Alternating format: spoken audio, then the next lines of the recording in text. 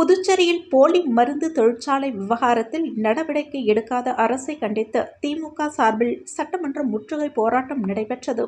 இப்போராட்டத்தில் திமுக மாநில அமைப்பாளரும் சட்டமன்ற எதிர்க்கட்சித் தலைவருமான சிவா தலைமை தாங்கினர்.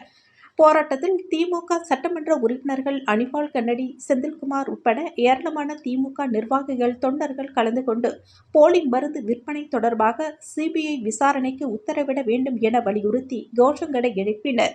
ஆர்ப்பாட்டத்தில் ஈடுபட்டவர்களை காவல்துறையினர் கைது செய்ததால் பரபரப்பு நிலவியது.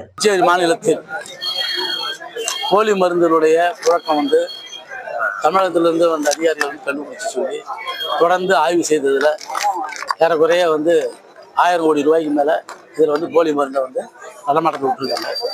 இது வரைக்கும் அவங்க சொல்கிறது இந்த தொகை, ஆனால் அது எந்த அளவில் இருக்குன்றதுன்னு தெரியல. ஏதோ புதுச்சேரி மாநிலத்தில் மட்டும் அது விற்கப்படலை. தமிழகம் மற்றும் இந்தியாவில் இருக்கின்ற அத்தனை மாநிலத்துக்கும் போயிருக்குது. இது ஏதோ ஒரு தனிப்பட்ட நபர் தனியாக செஞ்சிட முடியாது. இது பல மருந்து கம்பெனிகளுடைய மருந்து தயாரிக்கிறவங்க டைப் பண்ணுற பேரில் வேற மருந்து தயாரிக்கிறோம்னு சொல்லி தான் செஞ்சுருக்காங்க. இது புதுச்சேரியில் அத்தனை அரசு அதிகாரிகளும் மருத்துவத்துறையில் இருக்கக்கூடிய மருந்தாளர் துறையில் இருக்கக்கூடிய அத்தனை பேர் உடஞ்சா இருக்கணும். ஏற்கனவே 3 பேர் அரெஸ்ட் பண்ணப்பட்டிருக்காங்க. அவங்களும் தப்பான மருந்து வாழ்ந்தால் தான் அரெஸ்ட் பண்ணப்பட்டிருக்காங்க. அதுக்கு நாங்கள் தான் போராட்டம் நடத்தணும். இன்னைக்கு இந்த விஷயம் இவ்வளோ பெரிய விஷயமா இருக்குது. இந்த விஷயத்தை இன்னமும் புதுச்சேரி அரசாங்கம் பெருசாக கையில் எடுக்கலை.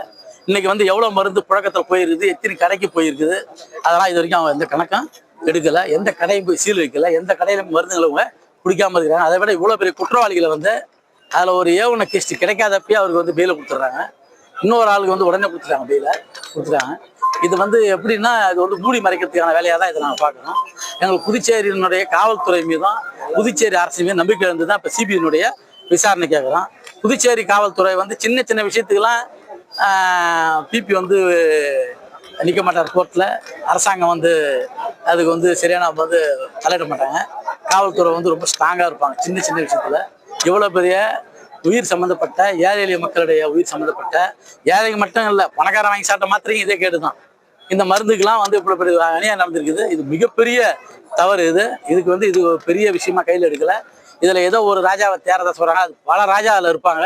புதுச்சேரியில் இருக்கக்கூடிய ஆளுங்கட்சியை சேர்ந்தவர்லாம் இதில் சம்மந்தப்பட்டிருப்பாங்கன்னு சொல்லிட்டு எல்லாருமே பேசப்படுது.